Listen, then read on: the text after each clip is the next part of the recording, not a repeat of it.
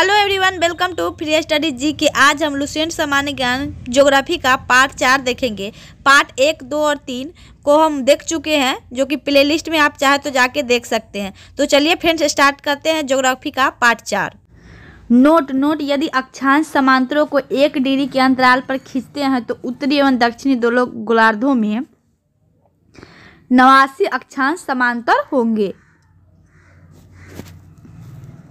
तो यदि अक्षांश समांतरों को 1 डिग्री के अंतराल पर खींचते हैं तो उत्तरी एवं दक्षिणी दोनों गोलार्धों में 89 अक्षांश समांतर होंगे। इस प्रकार विषुवत वृत्त को लेकर अक्षांश समांतरों की कुल संख्या 179 होगी। तो विषुवत वृत्त को लेकर अक्षांश समांतरों की कुल संख्या कितनी होगी? तो अक्षांश समांतरों की कुल संख्या 179 होगी। नेक्स्ट है भूमध्य रेखा के उत्तर में 23.5 डिग्री अक्षांश को कर्क रेखा और दक्षिण में 23.5 डिग्री अक्षांश को मकर रेखा कहते हैं। तो भूमध्य रेखा जो है उसके उत्तर में 23.5 डिग्री अक्षांश को कर्क रेखा, तो 23.5 डिग्री अक्षांश जो उत्तर में उसे कर्क रेखा और दक्षिण में जो 23.5 डिग्री अक्षांश उसे मकर रेखा कहेंगे। नेक्स्ट है भूमध्य रेखा के उत्तर में 66 डिग्री अक्षांश को आर्कटिक वृत्त और दक्षिण में 66 डिग्री अक्षांश को अंटार्कटिक वृत्त कहते हैं। तो भूमध्य रेखा के उत्तर में जो है 66 डिग्री होगा अक्षांश, उसे आर्कटिक वृत्त। तो भूमध्य रेखा के उत्तर में 66 डिग्री अक्षांश को आर्कटिक वृत्त एवं दक्षिण में 66 डिग्री अक्षांश को अंटार्कटिक वृत्त कहते हैं, ध्यान रखेंगे। नेक्स्ट है कर्क रेखा निम्न देशों से होकर गुजरती है। तो कर्क रेखा किन किन देशों से होकर गुजरती है उसे देखते हैं। ताइवान, चीन, म्यांमार, बांग्लादेश, भारत, ओमान, संयुक्त अरब अमीरात, सऊदी अरब, मिस्र, लीबिया, नाइजर, अल्जीरिया, माली, मारितानिया, पश्चिमी सहारा, बहामास एवं मैक्सिको, इन सभी देशों से कर्क रेखा होकर गुजरती है। ताइवान, चीन, म्यांमार, बांग्लादेश, भारत, ओमान, संयुक्त अरब अमीरात, सऊदी अरब, मिस्र, लीबिया, नाइजर, अल्जीरिया, माली, मारितानिया, पश्चिमी सहारा, बहामास एवं मैक्सिको, इन सभी देशों से कर्क रेखा होकर गुजरती है, ध्यान रखेंगे। मकर रेखा जो है निम्न देशों से होकर गुजरती है। तो Chile, Argentina, Paraguay, Brazil, Namibia, Botswana, दक्षिण अफ्रीका, मोजाम्बिक, मेडागास्कर और ऑस्ट्रेलिया। तो मकर रेखा किन देशों से होकर गुजरती है? तो Chile, Argentina, Paraguay, Brazil, Namibia, Botswana, दक्षिण अफ्रीका, मोजाम्बिक, मेडागास्कर और ऑस्ट्रेलिया, इन सभी देशों से मकर रेखा होकर गुजरती है। नेक्स्ट है विषुवत रेखा निम्न देशों से होकर गुजरती है। तो विषुवत रेखा जो है वो किन देशों से होकर गुजरती है? वो है Ecuador, Colombia, Brazil, Gabon, Congo गणराज्य, लोकतांत्रिक कांगो गणराज्य, Uganda, Kenya, Somalia, Maldives, Indonesia तथा किरिबाती। तो इन सभी देशों से विषुवत रेखा होकर गुजरती है। तो कौन कौन सा देश है जिससे होकर विषुवत रेखा गुजरती है? तो Ecuador, Colombia, Brazil, Gabon, Congo गणराज्य, लोकतांत्रिक कांगो गणराज्य, Uganda, Kenya, Somalia, Maldives, Indonesia तथा किरिबाती, इन सभी देशों से होकर विषुवत रेखा गुजरती है। नेक्स्ट है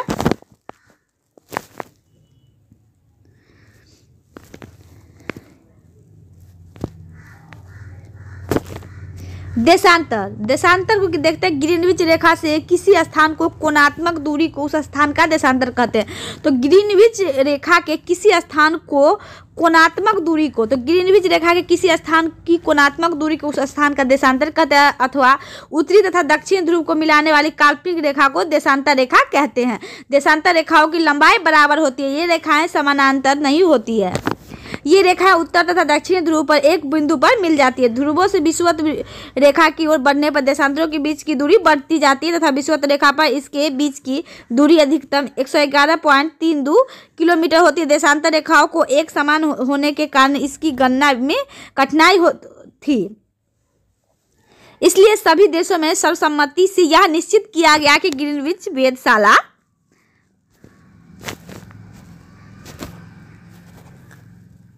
से गुजरने वाली देशांतर रेखा से गणना शुरू की जानी चाहिए। तो देशांतर को देखते हैं। ग्रीनविच रेखा से किसी स्थान के कोणात्मक दूरी को उस स्थान का देशांतर कहते हैं, अथवा उत्तरी तथा दक्षिणी ध्रुव को मिलाने वाली काल्पनिक रेखा को देशांतर रेखा कहते हैं। देशांतर रेखाओं की लंबाई बराबर होती है। तो देशांतर रेखाओं की लंबाई जो होती है वो बराबर होती है। ये रेखाएं समानांतर नहीं होती है। ये रेखाएं जो होती है देशांतर रेखा समानांतर नहीं होती है। ये रेखाएं उत्तरी तथा दक्षिणी ध्रुव पर एक बिंदु पर मिल जाती है। तो ये जो रेखा है देशांतर, ये उत्तरी तथा दक्षिणी ध्रुव पर एक बिंदु मिल जाती है। ध्रुवों से विषुवत रेखा की ओर बढ़ने पर देशांतरों के बीच की दूरी बढ़ती है। तो ध्रुव जो है, ध्रुव से जो विषुवत रेखा की ओर बढ़ते हैं तो देशांतरों की बीच की दूरी बढ़ती है। तो ये जो हमारा ध्रुव को समझाते हैं, ये हमारा पृथ्वी है और ये हमारा उत्तरी ध्रुव हो गया, ये दक्षिणी ध्रुव, ये हो गया विषुवत रेखा बीचों बीच। तो ये इस ध्रुव से अगर हम विषुवत रेखा की ओर बढ़ते हैं तो ये जो हमारा देशांतरों के बीच की दूरी बढ़ता है। ध्रुव से विषुवत रेखा की ओर पर बढ़ने पर देशांतरों के बीच की दूरी बढ़ती है तथा विषुवत रेखा पर इसके बीच की दूरी अधिकतम। तो विषुवत रेखा पर इसके बीच की दूरी कितनी होती है? तो 111.32 किलोमीटर अधिकतम होती है। देशांतर रेखाओं को एक समान होने के कारण इसकी गणना में कठिनाई थी। तो देशांतर रेखाओं को एक समान होने में इसकी ना शुरू की जानी चाहिए। तो देशांतर रेखाओं के समान होने के कारण इसकी गणना में कठिनाई थी। तो एक समान होने के कारण इसकी गणना में कठिनाई, इसलिए सभी देशों की सर्वसम्मति से यह निश्चित किया गया कि ग्रीनविच वेधशाला से गुजरने वाली देशांतर रेखा से गणना शुरू की जाए। तो ग्रीनविच वेधशाला से गुजरने वाली देशांतर रेखा से गणना शुरू की जानी चाहिए। अतः इसे हम प्रधान मध्याह्न रेखा कहते हैं। तो इसे हम प्रधान मध्याह्न रेखा कहते हैं। इस देशांतर का मान 0 डिग्री है। तो इस देशांतर का मान 0 डिग्री है। जो प्रधान मध्याह्न रेखा है उसका कितना है मान? 0 डिग्री। इससे हम 180 डिग्री पूर्व तथा 180 डिग्री पश्चिम देशांतर की गणना करते हैं। इससे हम 180 डिग्री पूर्व तथा 180 डिग्री पश्चिम देशांतर की गणना करते हैं। प्रधान मध्याह्न रेखा की बाईं ओर की रेखाएं पश्चिमी और दाहिनी ओर की रेखाएं पूर्वी देशांतर कहलाती है। तो प्रधान मध्याह्न जो रेखा है उसके बाईं ओर की रेखा जो है पश्चिमी देशांतर और दाहिनी ओर की रेखा को हम पूर्वी देशांतर कहलाती है। तो ये क्रमशः पश्चिमी गोलार्ध एवं पूर्वी गोलार्ध कहलाते हैं। ये जो है ये पश्चिमी गोलार्ध और ये पूर्वी गोलार्ध कहलाते हैं। 180 डिग्री पूर्व तथा 180 डिग्री पश्चिम देशांतर एक ही रेखा है। तो 180 डिग्री पूर्व 180 डिग्री पश्चिम जो बोले तो एक ही देशांतर रेखा को 180 डिग्री पूर्व एवं 180 डिग्री पश्चिम कहेंगे। गोलाकार होने के कारण पृथ्वी 24 घंटे में 360 डिग्री घूम जाती है। तो गोलाकार होने के कारण जो है पृथ्वी 24 घंटे में 360 डिग्री घूम जाती है।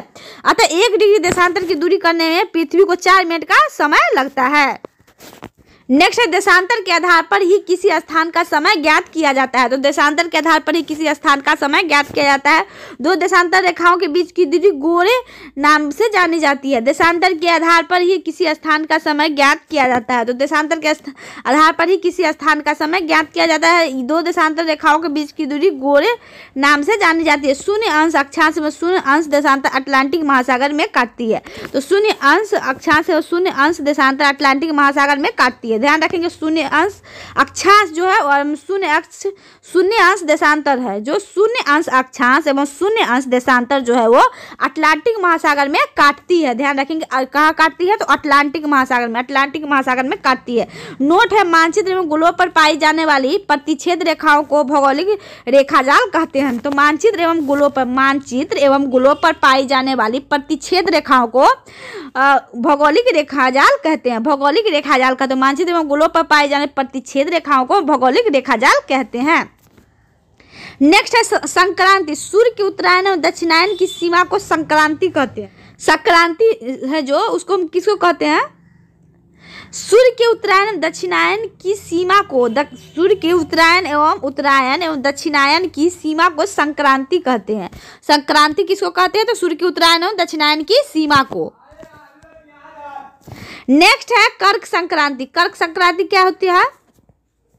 21 जून को सूर्य कर्क रेखा पर लंबवत होता है। इसे कर्क संक्रांति कहते हैं। इस दिन उत्तरी गोलार्ध में सबसे बड़ा दिन होता है। तो कर्क संक्रांति किसको बोलते हैं? 21 जून को सूर्य कर्क रेखा पर लंबवत होता है, इसे एक कर्क संक्रांति कहते हैं। इस दिन उत्तरी गोलार्ध में सबसे बड़ा दिन होता है। उत्तरी गोलार्ध में सबसे बड़ा दिन होता है। नेक्स्ट है नोट में क्या दिया है?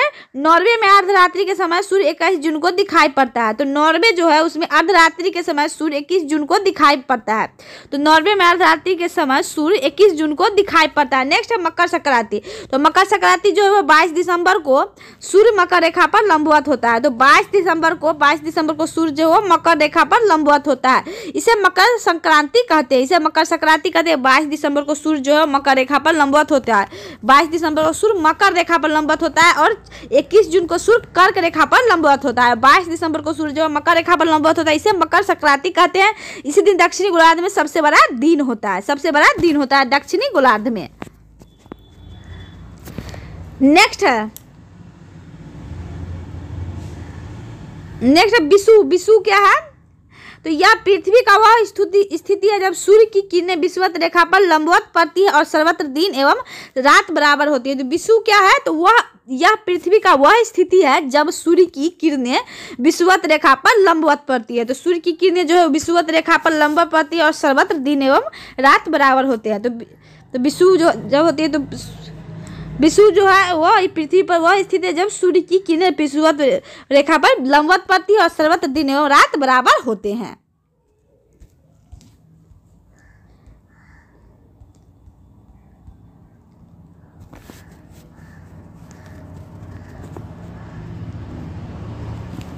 नेक्स्ट है 23 सितंबर एवं 21 मार्च को संपूर्ण पृथ्वी पर दिन एवं रात बराबर होते हैं। तो 23 सितंबर एवं 21 मार्च को संपूर्ण पृथ्वी पर दिन एवं रात बराबर होते हैं। 23 सितंबर ध्यान रखेंगे, 23 सितंबर एवं 21 मार्च को संपूर्ण पृथ्वी पर दिन रात बराबर होते हैं। इसे क्रमतः शरद विषुव एवं वसंत विषुव कहते हैं। तो इसे क्या कहते हैं? शरद विषुव। शरद विषुव किसको कहते हैं? 23 सितंबर को, और 21 मार्च को वसंत विषुव कहते हैं, ध्यान रखेंगे। नेक्स्ट है 21 मार्च से 23 सितंबर की अवधि में उत्तरी गोलार्ध में सूर्य का प्रकाश 12 घंटे या अधिक समय तक प्राप्त होता है। तो 21 मार्च से 23 सितंबर 21 मार्च से 23 सितंबर की अवधि में उत्तरी गोलार्ध में सूर्य का प्रकाश हम लोग कहाँ है? उत्तरी गोलार्ध में कि दक्षिणी गोलार्ध में? तो हम लोग उत्तरी गोलार्ध में हैं। और यहाँ 21 मार्च से 23 सितंबर की अवधि में सूर्य का प्रकाश 12 घंटे या अधिक समय तक प्राप्त करता है। अतः यहाँ दिन बड़े एवं रात छोटी होती है। यहाँ दिन बड़े एवं रात छोटी होती है। जैसे जैसे उत्तरी ध्रुव की ओर बढ़ते जाते हैं दिन की अवधि भी बढ़ती जाती है। उत्तरी ध्रुव पर तो दिन की अवधि 6 महीने की होती है। तो उत्तरी ध्रुव पर जो है वो दिन की अवधि 6 महीने की होती है। 23 सितंबर से 21 मार्च तक सूर्य का प्रकाश दक्षिणी गोलार्ध में 12 घंटे या अधिक समय तक प्राप्त होता है। तो 23 सितंबर से 21 मार्च तक सूर्य का प्रकाश दक्षिणी गोलार्ध में 12 घंटे या अधिक समय तक प्राप्त होता है। जैसे जैसे दक्षिणी ध्रुव की ओर बढ़ते हैं दिन की अवधि भी बढ़ती है। दक्षिणी ध्रुव पर इसी कारण 6 महीने तक दिन रहता है। इस प्रकार उत्तरी ध्रुव एवं दक्षिणी ध्रुव दोनों पर ही 6 महीने का दिन व 6 महीने का रात्रि रहती है। तो 23 सितंबर से 21 मार्च तक सूर्य का प्रकाश दक्षिणी गोलार्ध में 12 घंटे या अधिक समय तक प्राप्त होता है। जैसे जैसे दक्षिण ध्रुव की ओर बढ़ते हैं दिन की अवधि भी बढ़ती है। दक्षिणी ध्रुव पर इसी कारण 6 महीने तक दिन रहता है। इस प्रकार उत्तरी ध्रुव एवं दक्षिणी ध्रुव दोनों पर ही 6 महीने तक दिन व 6 महीने तक रात्रि रहती है। नोट है, पृथ्वी को अपनी अक्ष पर झुकी होने के कारण दिन व रात छोटा बड़ा होता है। तो पृथ्वी जो अपनी अक्ष पर जो झुका हुआ है उसी के कारण दिन व रात छोटा बड़ा होता है। नेक्स्ट है सूर्य ग्रहण। सूर्य ग्रहण जो है जब कभी दिन के समय सूर्य एवं पृथ्वी के बीच चंद्रमा के आ जाने से सूर्य की चमकती सतह चंद्रमा के कारण दिखाई नहीं पड़ने लगती, तो इस स्थिति को सूर्य ग्रहण कहते हैं। तो जब कभी दिन के समय सूर्य एवं पृथ्वी के बीच चंद्रमा के आ जाने से सूर्य की चमकती सतह चंद्रमा के कारण दिखाई नहीं पड़ने लगता, तो इस स्थिति को सूर्य ग्रहण कहते हैं। जब सूर्य का एक भाग छिप जाता है तो उसे आंशिक सूर्य ग्रहण, और जब पूरा सूर्य ही कुछ क्षणों के लिए छिप जाता है तो उसे पूर्ण सूर्य ग्रहण कहते हैं। पूर्ण सूर्य ग्रहण हमेशा अमावस्या को ही होता है। जब सूर्य का एक भाग छिप जाता है तो उसे क्या कहते हैं? आंशिक सूर्य ग्रहण, यानी कुछ ही भाग दिखता है और कुछ भाग छिप जाता है तो उसे आंशिक सूर्य ग्रहण। जब पूरा सूर्य कुछ क्षणों के लिए छिप जाता है, यानी पूरा ही सूर्य जो है वो कुछ क्षणों के लिए छिप जाता है तो उसे पूर्ण सूर्य ग्रहण कहते हैं। पूर्ण सूर्य ग्रहण हमेशा अमावस्या को होता है।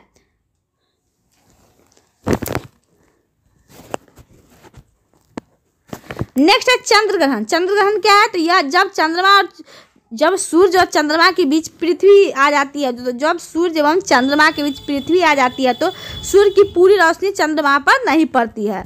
इसे चंद्र ग्रहण कहते हैं। चंद्र ग्रहण हमेशा पूर्णिमा की रात्रि में ही होता है। तो चंद्र ग्रहण जो है वो हमेशा पूर्णिमा की रात्रि को होता है, और सूर्य ग्रहण जो होता है वो हमेशा सूर्य ग्रहण जो हमेशा अमावस्या को होती है, और चंद्र ग्रहण जो है वो पूर्णिमा की रात्रि में ही होता है। प्रत्येक पूर्णिमा को चंद्र ग्रहण नहीं होता है। प्रत्येक पूर्णिमा को चंद्र ग्रहण नहीं होता क्योंकि चंद्रमा और पृथ्वी का कक्षापथ में 5 डिग्री का अंतर है। तो प्रत्येक पूर्णिमा को चंद्र ग्रहण नहीं होता क्योंकि चंद्रमा और पृथ्वी की कक्षापथ में 5 डिग्री का अंतर होता है, जिसके कारण चंद्रमा कभी पृथ्वी के ऊपर से या नीचे से गुजर जाता है। एक वर्ष में अधिकतम 3 बार पृथ्वी के उप छाया क्षेत्र से चंद्रमा गुजरता है, तभी चंद्र ग्रहण लगता है। सूर्य ग्रहण के समान चंद्र ग्रहण भी आंशिक अथवा पूर्ण हो सकता है। नेक्स्ट है समय का निर्धारण। एक देशांतर का अंतर होने पर समय में 4 मिनट का अंतर होता है। तो समय का निर्धारण क्या है? एक देशांतर का अंतर होने पर समय में 4 मिनट का अंतर होता है। चूंकि पृथ्वी पश्चिम से पूरब की ओर घूमती है, फलतः ग्रीनविच से पूरब की ओर बढ़ने पर प्रत्येक देशांतर पर समय 4 मिनट बढ़ता जाता है, और पश्चिम जाने पर प्रत्येक देशांतर पर समय 4 मिनट घटता जाता है। तो समय का निर्धारण क्या है, एक देशांतर का अंतर होने पर समय में 4 मिनट का अंतर होता है, यानी एक देशांतर का जो अंतर हो जाने पर समय में कितना 4 मिनट का अंतर होता है। चूंकि पृथ्वी पश्चिम से पूरब की ओर घूमती है, फलतः ग्रीनविच से पूरब की ओर बढ़ने पर प्रत्येक देशांतर पर 4 मिनट बढ़ता है। तो प्रत्येक देशांतर पर 4 मिनट बढ़ता है तथा पश्चिम जाने पर प्रत्येक देशांतर पर समय 4 मिनट घटता है। नोट में क्या है कि वाशिंगटन डीसी में 22 अक्टूबर 1884 ईस्वी को हुई एक अंतर्राष्ट्रीय गोष्ठी में लंदन के पूर्व में ग्रीनविच नामक स्थान पर स्थित रॉयल वेधशाला से गुजरने वाली देशांतर रेखा को प्रधान मध्याह्न माना गया है और इसे ग्रीनविच मध्याह्न का नाम दिया गया। इस समय ग्रीनविच मध्याह्न को शून्य मानकर बाकी देशांतरों की गणना की जाती है। समय का निर्धारण इसी के आधार पर मानकर किया जाता है। तो वाशिंगटन डीसी में 22 अक्टूबर 1884 ईस्वी को हुई एक अंतर्राष्ट्रीय गोष्ठी में लंदन के पूर्व में ग्रीनविच नामक स्थान पर स्थित रॉयल वेधशाला से गुजरने वाली देशांतर रेखा को प्रधान मध्याह्न माना गया है, जिसे ऊपर हम देखे हैं, और इसे ग्रीनविच मध्याह्न का नाम दिया गया है। इस समय ग्रीनविच मध्याह्न को शून्य मानकर बाकी देशांतरों की गणना की जाती है। समय का निर्धारण इसी के आधार पर मानकर किया जाता है।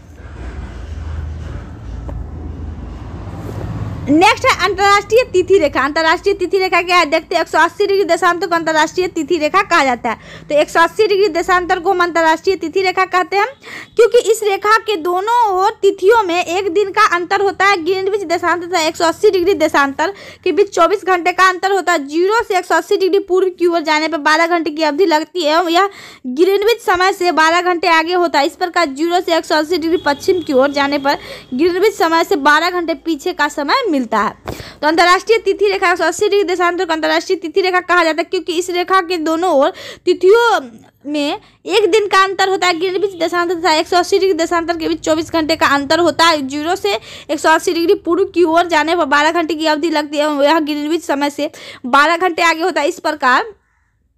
इसी प्रकार 0 से 180 डिग्री पश्चिम की ओर जाने पर ग्रीनविच समय से 12 घंटे पीछे का समय मिलता है।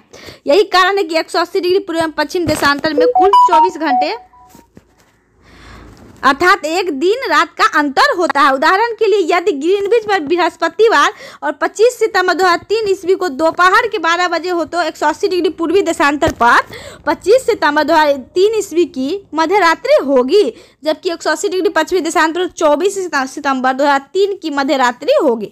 इसका अर्थ यह है कि 180 डिग्री देशांतर के दोनों ओर 2 अलग अलग तिथियां पाई जाती है। जब इस रेखा को पूर्व की ओर लांघते हैं तो एक दिन दोहराया जाता है और इसे पश्चिम की ओर लांघते हैं तो एक दिन कम किया जाता है। इसे इस प्रकार याद किया जा सकता है, travel to east 1 day more to feast, travel to west 1 day less. तो वास्तव में अंतर्राष्ट्रीय तिथि रेखा पूर्णतः 180 डिग्री देशांतर का अनुसरण नहीं करती। यह 180 डिग्री देशांतर के दाएं या बाएं मुड़ जाती है ताकि स्थलीय भागों का विभाजन न हो और लोगों को तिथि के बारे में भ्रम न हो। साइबेरिया को विभाजित होने से बचाने एवं साइबेरिया को अलास्का से अलग करने के लिए 75 डिग्री उत्तरी अक्षांश पर यह पूर्व की ओर मोड़ गई है। बेरिंग सागर में यह रेखा पश्चिम की ओर मोड़ गई। फिजी द्वीप समूह एवं न्यूजीलैंड को विभिन्न भागों को एक साथ रखने के लिए यह रेखा दक्षिणी प्रशांत महासागर में पूर्व दिशा की ओर मोड़ गई है। अंतर्राष्ट्रीय तिथि रेखा आर्कटिक सागर एवं चुकी सागर, बेरिंग स्ट्रेट और प्रशांत महासागर से गुजरती है। तो अंतर्राष्ट्रीय तिथि रेखा जो है आर्कटिक सागर, चुकी सागर, बेरिंग स्ट्रेट व प्रशांत महासागर से गुजरती है। तो नेक्स्ट 1884 ईस्वी की वाशिंगटन में संपन्न इंटरनेशनल मेरिडियन कॉन्फ्रेंस में 180वें याम्योत्तर को अंतर्राष्ट्रीय तिथि रेखा निर्धारित किया गया। तो 1884 ईस्वी में वाशिंगटन में संपन्न इंटरनेशनल मेरिडियन कॉन्फ्रेंस में 180वें याम्योत्तर को अंतर्राष्ट्रीय तिथि रेखा निर्धारित किया गया। तो 180वें जो याम्योत्तर है उसको अंतर्राष्ट्रीय तिथि रेखा निर्धारित किया गया है। ऐसा इसलिए किया गया ताकि विभिन्न देशों के मध्य यात्रियों को कुछ स्थानों पर एक दिन का अंतर होने के कारण परेशानी न हो। नोट है, बेरिंग जल संधि अंतर्राष्ट्रीय तिथि रेखा के समानांतर स्थित है। जो बेरिंग जल संधि है जो अंतर्राष्ट्रीय तिथि रेखा के समानांतर स्थित है। नेक्स्ट है समय जोन व मानव। विश्व को 24 समय जोनों में विभाजित किया गया है। तो विश्व जो है उसको 24 समय जोनों में विभाजित किया गया है। इस समय जोनों को ग्रीनविच मीन टाइम व मानक समय में 1 घंटे के अंतराल के आधार पर विभाजित किया गया, अर्थात प्रत्येक जोन में 15 डिग्री के बराबर होता है। ग्रीनविच यामोतर 0 डिग्री देशांतर पर है, जो कि ग्रीनलैंड व नॉर्वेनियन सागर व ब्रिटेन, स्पेन, अल्जीरिया, फ्रांस, माले, बुर्किना फासो, घाना व दक्षिण अटलांटिक समुद्र से गुजरता है। तो ग्रीनविच यामोतर 0 डिग्री देशांतर पर है, जो कि ग्रीनलैंड व नॉर्वेनियन सागर व ब्रिटेन, स्पेन, अल्जीरिया, फ्रांस, माले, बुर्किना फासो, घाना व दक्षिणी अटलांटिक समुद्र से गुजरता है। प्रत्येक देश का मानक समय ग्रीनविच मीन टाइम से आधा घंटे के गुणक के अंतर पर निर्धारित किया जाता है। मानक समय स्वेच्छा से चयनित यामोत्तर का स्थानीय समय होता है, जो एक विशिष्ट क्षेत्र या देश के लिए मानक समय निर्धारित करता है। भारत में 82.5 डिग्री पूर्वी देशांतर को इलाहाबाद से के निकट मिर्जापुर से गुजरती है।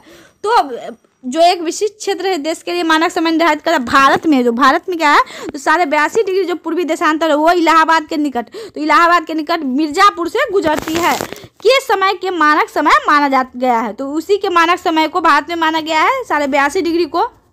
भारत में 82.5 डिग्री पूर्वी देशांतर की इलाहाबाद के निकट मिर्जापुर से गुजरती है के समय को मानक समय माना गया है। यह समय ग्रीनविच मीन टाइम से 5.5 घंटा आगे है। तो ग्रीनविच का जो मीन टाइम है उससे 5.5 घंटा आगे है भारत का समय। अतः जब ग्रीनविच में दोपहर 12 बजे हो तो उस समय भारत के शाम के 5:30 बजेंगे। तो जब ग्रीनविच में 12 बजेगा तो उस समय भारत के शाम में 5:30 बजेगा। तो ग्रीनविच कहाँ है, तो यूनाइटेड किंगडम यूके में है। यूके में ग्रीनविच जो है यो यूके में है, यूके में। नेक्स्ट, कुछ देशों में अत्यधिक देशांतरीय विस्तार के कारण, कुछ देश जो है उसमें अत्यधिक देशांतरीय विस्तार के कारण एक से अधिक मानक समय की व्यवस्था की गई है। तो कुछ देश ऐसा है जहां अत्यधिक देशांतरीय विस्तार है, वहाँ एक से अधिक मानक समय की व्यवस्था की है। संयुक्त राज्य अमेरिका में 7 समय जोन, रूस में 11 समय जोन तथा ऑस्ट्रेलिया में 3 समय जोन की व्यवस्था की गई है। तो कुछ देश ऐसे हैं जहाँ देशांतरीय विस्तार के कारण एक से अधिक मानक समय की व्यवस्था की गई। संयुक्त राज्य अमेरिका में 7 समय जोन, ध्यान रखिए संयुक्त राज्य अमेरिका में कितना समय, 7 समय जोन, रूस में 11 समय जोन तथा ऑस्ट्रेलिया में 3 समय जोन की व्यवस्था की गई है। नेक्स्ट है विषुवत रेखा, तो इक्वेटर। देखते हैं विषुवत रेखा के बारे में। पृथ्वी की मध्य सतह से होकर जाने वाली वह अक्षांश रेखा जो उत्तरी एवं दक्षिणी ध्रुव को से बराबर दूरी पर होती है, यह शून्य अंश की अक्षांश रेखा है। विषुवत रेखा के उत्तरी भाग को उत्तरी गोलार्ध, दक्षिणी भाग को दक्षिणी गोलार्ध कहते हैं। तो ये हमारा पृथ्वी हो गया, इसके बीचों बीच है विषुवत रेखा। इसे क्या बोलते हैं, विषुवत रेखा। विषुवत रेखा, विषुवत रेखा ये बीचों बीच जाती है। और यहाँ है उत्तरी ध्रुव, इसको बोलेंगे उत्तरी ध्रुव, और यहाँ नीचे जो है इसको हम बोलेंगे दक्षिणी ध्रुव। तो ये हो गया उत्तरी और ये नीचे हो जाएगा दक्षिणी, यहाँ दक्षिणी हो जाएगा दक्षिणी ध्रुव। और ये जो है विषुवत रेखा, इसके ऊपर भाग को हम क्या बोलेंगे, उत्तरी गोलार्ध, पूरे को उत्तरी गोलार्ध। तो विषुवत रेखा और उत्तरी ध्रुव के बीच के जितना भी जगह है उसको बोलेंगे उत्तरी गोलार्ध, और विषुवत रेखा और दक्षिणी गोलार्ध के बीच का जो जितना भी जगह है उसको हम बोलेंगे दक्षिणी गोलार्ध। ठीक।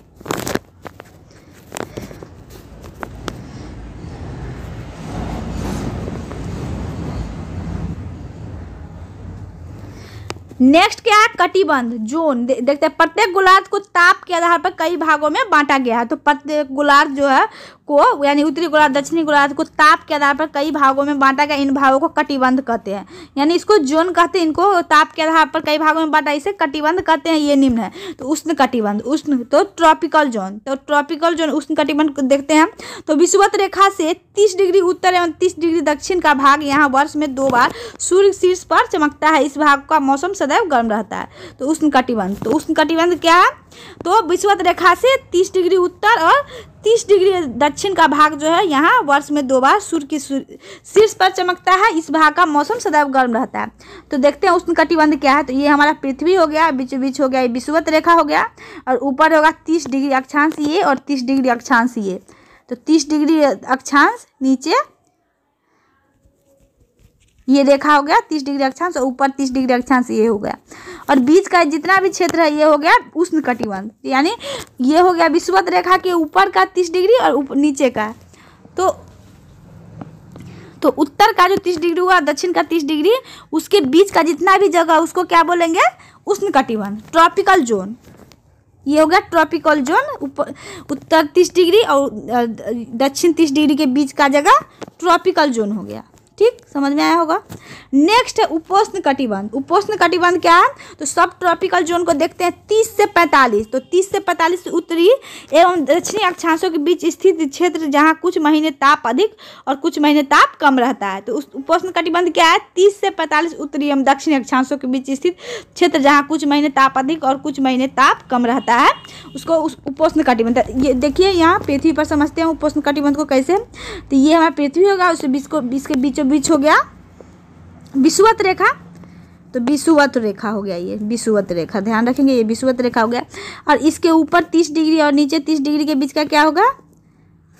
ये हो गया ट्रॉपिकल जोन, ये होगा उष्ण कटिबंध। ये 30 डिग्री है, इधर हो गया 30 डिग्री और इधर 30 डिग्री। ये तो क्षेत्र हो गया उष्ण कटिबंध का। ऊपर से बोल रहा है 45 डिग्री, तो यानी 30 डिग्री से ऊपर ये हो गया 45 डिग्री और ये 45 डिग्री। तो इस 30 और 45 के बीच में जो ये गैप बचा, ये हो गया सब ट्रॉपिकल जोन यानी उपोष्ण कटिबंध, ये हो गया। और ऊपर में भी 30 से 45 के बीच में जो जगह हुआ वो हो गया हमारा क्या? उपोष्ण कटिबंध। तो ये उपोष्ण कटिबंध 30 से 45 ऊपर और 30 से 45 नीचे, यानी उत्तर में भी 30 से 45 डिग्री के बीच और नीचे में भी 30 से 45 डिग्री के बीच हमारा शीतोष्ण कटिबंध हो गया। शीतोष्ण कटिबंध नहीं, सॉरी शीतोष्ण नहीं, उपोष्ण कटिबंध हो गया 30 से 45 डिग्री के बीच उत्तर में भी और 30 से 45 डिग्री के बीच दक्षिण में भी। और 0 से 30 डिग्री उत्तर में और 0 से 30 डिग्री दक्षिण के बीच में क्या हुआ?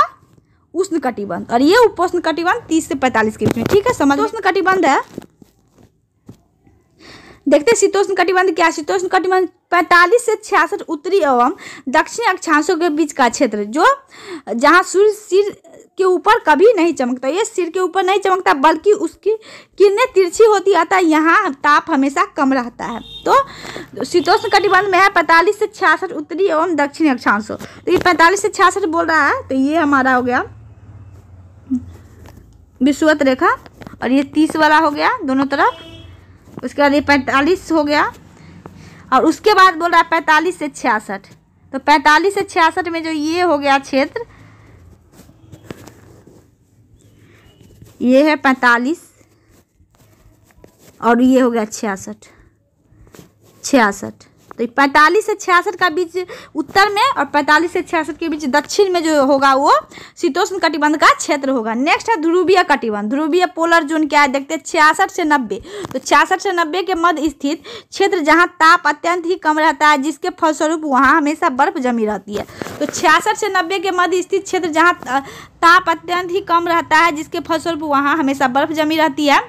तो ध्रुवीय कटिबंध वही हुआ 66 से 90 के बीच। तो वही हो गया जो 45 के बाद जो उत्तर से 90 के मध्य स्थित क्षेत्र जहां ताप अत्यंत ही कम रहता है, जिसके फलस्वरूप वहां हमेशा बर्फ जमी रहती है। तो ध्रुवीय कटिबंध कहाँ से हो गया? तो 66 से 90 का बीच जो होगा उत्तरी ध्रुव और दक्षिणी ध्रुव के बीच में, वो 66 से 90 के बीच और दक्षिणी ध्रुव में भी 66 से 90 के बीच का जो क्षेत्र होगा वो ध्रुवीय कटिबंध होगा। ये पोलर जोन होगा। नेक्स्ट अक्ष। तो उत्तरी ध्रुव और दक्षिणी ध्रुव को मिलाने वाली काल्पनिक रेखा जिसे पृथ्वी घुमा करती है वही अक्ष है। तो उत्तरी ध्रुव और दक्षिणी ध्रुव को मिलाने वाली काल्पनिक रेखा जिस पर पृथ्वी घुमा करती है, जिस पर जो पृथ्वी घुमा करती है वही अक्ष है।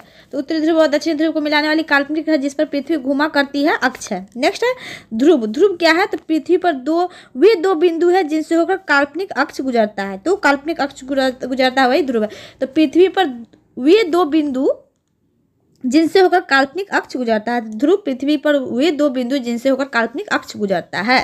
नेक्स्ट है अक्षांश। किसी स्थान की विषुवत वृत्त से उत्तर या दक्षिण की कोणीय दूरी। तो अक्षांश क्या है? तो किसी स्थान की विषुवत वृत्त से उत्तर या दक्षिण की कोणीय दूरी। उत्तर या दक्षिण की कोणीय दूरी, किसी स्थान की विषुवत वृत्त से उत्तर या दक्षिण। नेक्स्ट है अक्षांश वृत्त। अक्षांश वृत्त क्या है? तो विषुवत वृत्त के समांतर खींचे हुए काल्पनिक वृत्त। तो अच्छा अक्षांश वृत्त क्या है? तो विषुवत वृत्त के समांतर खींचे हुए काल्पनिक वृत्त। नेक्स्ट है देशांतर। देशांतर क्या है? किसी स्थान की प्रधान मध्याह्न रेखा से पूर्व या पश्चिम की कोणीय दूरी। कोणीय देशांतर किसी स्थान की प्रधान मध्याह्न रेखा से पूर्व या पश्चिम की कोणीय दूरी देशांतर। नेक्स्ट है देशांतर रेखा। एक ध्रुव को दूसरे ध्रुव को मिलाने वाली काल्पनिक अर्धवृत्त। तो देशांतर रेखा क्या है? एक ध्रुव को दूसरे ध्रुव से मिलाने वाली काल्पनिक अर्धवृत्त। काल्पनिक अर्धवृत्त कौन है? तो देशांतर रेखाएं हैं। नेक्स्ट है स्थानीय समय। स्थानीय समय क्या है देखते हैं। किसी स्थान के मध्याह्न सूर्य से निर्धारित किया गया समय, यानी किसी स्थान पर जब सूर्य आकाश में सबसे अधिक ऊंचाई पर होता है तो दिन के 12 बजते हैं, इस समय को वहाँ का स्थानीय समय कहते हैं। तो स्थानीय समय क्या है? किसी स्थान के मध्याह्न सूर्य से निर्धारित किया गया समय, यानी किसी स्थान पर जब सूर्य आकाश में सबसे अधिक ऊंचाई पर होता है तो दिन के 12 बजते हैं, इस समय को यहाँ का स्थानीय समय कहते हैं। इसका स्थानीय, किसी स्थान के मध्याह्न सूर्य से निर्धारित किया गया समय, यानी किसी स्थान पर जब सूर्य आकाश में सबसे अधिक ऊंचाई पर होता है तो दिन के 12 बजते हैं, उस समय को वहाँ का स्थानीय समय कहते हैं। नेक्स्ट है मानक समय। किसी स्थान का मानक मध्याह्न रेखा पर का स्थानीय समय। तो मानक समय क्या हुआ? तो किसी देश का मानक, किसी देश का जो मानक होता है वो मध्याह्न रेखा का पर का स्थानीय समय, मध्याह्न रेखा पर का स्थानीय समय। नेक्स्ट है पृथ्वी की आंतरिक संरचना।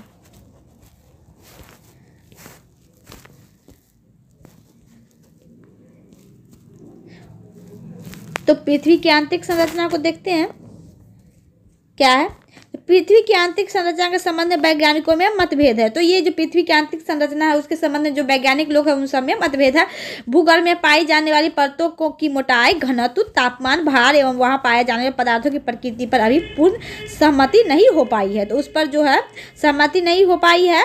भूगर्भ में पाई जाने में जो परतों की मोटाई है, घनत्व है, तापमान है, भार है एवं वहां पाए जाने वाले पदार्थों की प्रकृति जो है उस पर अभी पूर्ण सहमति नहीं हो पाई है। फिर भी तापमान, दबाव, घनत्व, उल्काओं, भूकंपीय तरंगों पर आधारित परमाणु को एकत्रित करके पृथ्वी की आंतरिक संरचना के संबंध में जानकारी प्राप्त करने का प्रयास किया गया है।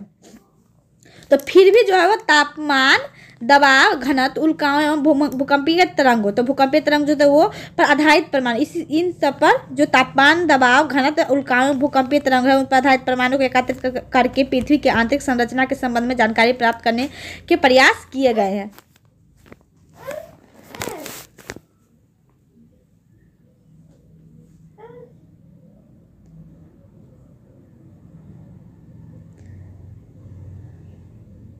तो पृथ्वी के अंदर के हिस्से को 3 भागों में बांटा गया। तो पृथ्वी के अंदर का हिस्सा जो उसको 3 भागों में बांटा गया है। फर्स्ट है भूपर्पट्टी, दूसरा है आवरण यानी मेंटल और तीसरा है केंद्रीय भाग यानी कोर। तो भूपर्पट्टी, क्रस्ट, मेंटल एवं कोर, ये तीनों है वो पृथ्वी के अंदर के हिस्सों को 3 भागों में जो बांटा गया है वो अंदर का हिस्सा है क्रस्ट, मेंटल और कोर। तो भूपर्पट्टी बोलते हैं उसको हिंदी में आवरण एवं केंद्रीय भाग। देखते हैं भूपर्पट्टी क्या है। क्रस्ट, पृथ्वी के ऊपरी भाग को भूपर्पट्टी कहते हैं, यानी पृथ्वी का जो ऊपरी भाग है उसे भूपर्पट्टी कहते हैं। यह अंदर की तरफ 34 किलोमीटर तक का क्षेत्र है। तो अंदर की तरफ कितना? 34 किलोमीटर। तो पृथ्वी के ऊपर के भाग को भूपर्पट्टी कहते हैं। यह अंदर की तरफ 34 किलोमीटर तक का क्षेत्र है। यह मुख्यतः बेसाल्ट चट्टानों से बना है। तो ये जो भूपर्पट्टी है किससे बना है? तो बेसाल्ट चट्टानों से बना है। इसके 2 भाग है, सियाल और सीमा। तो इसका भी 2 भाग, क्रस्ट का 2 भाग है, सियाल और सीमा। तो देखते हैं, सियाल क्षेत्र में सिलिकॉन एवं एल्यूमिना तथा सीमा के क्षेत्र में सिलिकॉन एवं मैग्नीशियम की बहुलता होती है। तो सियाल जो क्षेत्र है उसमें सिलिकॉन एवं एल्यूमिना तथा सीमा के क्षेत्र में सिलिकॉन एवं मैग्नीशियम की बहुलता होती है। क्रस्ट भाग का औसत घनत्व 2.7 ग्राम पर सेंटीमीटर क्यूब है। तो क्रस्ट जो है क्रस्ट भाग उसका औसत घनत्व कितना है? 2.7 ग्राम पर सेंटीमीटर क्यूब पर 2.7 ग्राम पर सेंटीमीटर क्यूब है क्रस्ट भाग का औसत घनत्व। यह पृथ्वी के कुल आयतन का 0.5% भाग घेरे हुए है। तो यह पृथ्वी का कुल आयतन का कितना % भाग घेरा है? तो 0.5% भाग घेरे हुए है। अब देखते हैं भूपटल की रचना सामग्री। तो भूपटल की रचना सामग्री को देखते हैं। वजन के अनुसार सबसे अधिक ऑक्सीजन 46.60%, दूसरे स्थान पर सिलिकॉन 27.72%, तीसरे स्थान पर एल्यूमिनियम 8.13%, चौथे स्थान पर लोहा जो है 5%, पांचवें स्थान पर कैल्शियम 3.63%, छठे स्थान पर सोडियम 2.83%, सातवें स्थान पर पोटेशियम 2.59% एवं 8वें स्थान पर मैग्नीशियम 2.09%। यानी पृथ्वी के संपूर्ण प्रॉपर्टी का लगभग 98% भाग ऊपर दिए गए 8 तत्वों से मिलकर ही बना है। शेष भाग titanium, hydrogen, phosphorus, manganese, sulphur, carbon, निकल एवं अन्य पदार्थ से मिलकर बना है।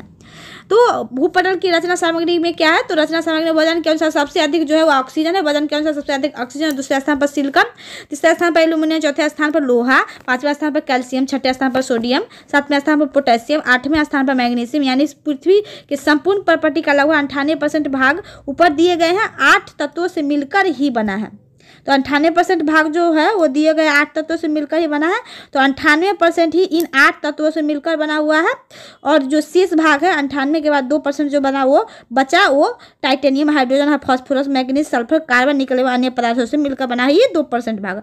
और 98% भाग 8 तत्वों से मिलकर बना है, जिसमें सबसे अधिक ऑक्सीजन 46.60% पाया जाता है, और दूसरे स्थान पर सिलिकॉन 27.72 भाग पाया जाता है। तो आज यहीं तक रहेगा, और अगर आपको ये वीडियो अच्छा लगा हो तो वीडियो को लाइक करें और वीडियो को शेयर भी करें अपने फ्रेंड्स में, और चैनल को सब्सक्राइब जरूर करें। Thanks for watching this video.